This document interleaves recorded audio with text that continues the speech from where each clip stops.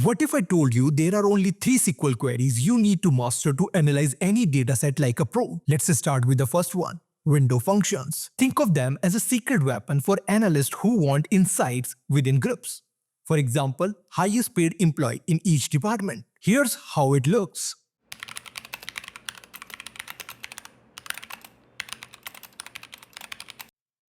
For every department, we are ranking employees based on salary. But let me break that down a bit more so it's crystal clear.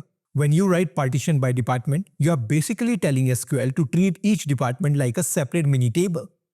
HR becomes its own group, finance becomes its own group, and so on. Inside each group, SQL applies order by salary descending. That means it sorts the employees by salary from highest to lowest within that department. Now rank kicks in. It assigns rank 1 to the highest salary inside that group, rank 2 to the next, and so on.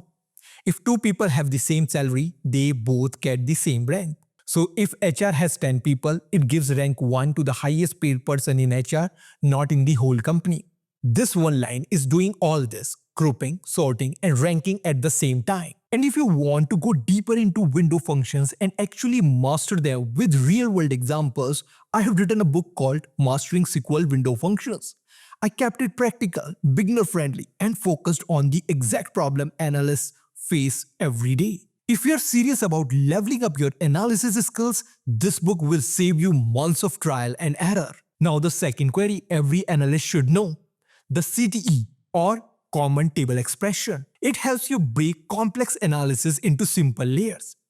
Imagine you want to compare each employee's salary with their department's average. Here is how we do it.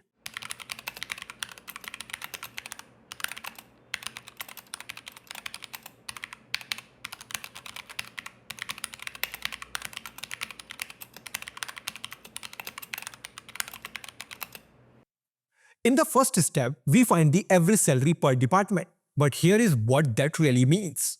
The CTE DEPT underscore average runs first. It groups the data by department underscore ID and calculates one number per group, the department's average salary.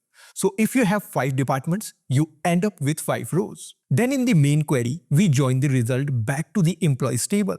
Now every employee gets matched with their department's average salary. Once that link is made, the comparison becomes simple. Check if the employee salary is above or below the average for their own department. This is how real analysts think. Break the logic, reuse the result, and keep the query readable. And if you want a deeper breakdown of how CTEs work, I have already made a full video on it where I explain it with simple visuals. I will leave the link on the screen and in the description. Watch it whenever you want to master CTEs properly. Finally, the third query, advanced joins with filters. Because in real-world projects, your data is rarely in one table. Let's say you want to find customers who spent more than $50,000 in the last 3 months.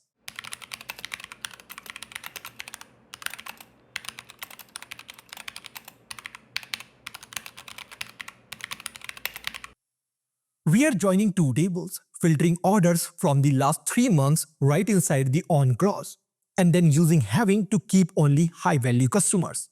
But here is what actually happening behind the scenes. The join connects each customer with their orders. And this condition makes sure we only pick recent orders. Everything older than 3 months is ignored before the aggregation even happens. Then SQL groups the data by customer and calculates the total sales for each person. Finally, the having clause filters out anyone whose total doesn't cross 50,000. So you are cleaning the data, matching it, and summarizing it in one clean query. So if you master these 3 window functions, CTEs, and smart joins, you can handle almost any SQL analytics problem thrown at you. If you want me to make a part 2 where I show you how to combine all 3 in one powerful query, comment part 2 below. And don't forget to follow for more SQL insights like this. And if you want to learn SQL with me directly, my live training batch is starting soon. Seats are limited. So I'm keeping the enrollment link in the description. Fill it out, and if you get selected, my team will reach out to you. Thanks for watching. This is Manish from rebellionrider.com.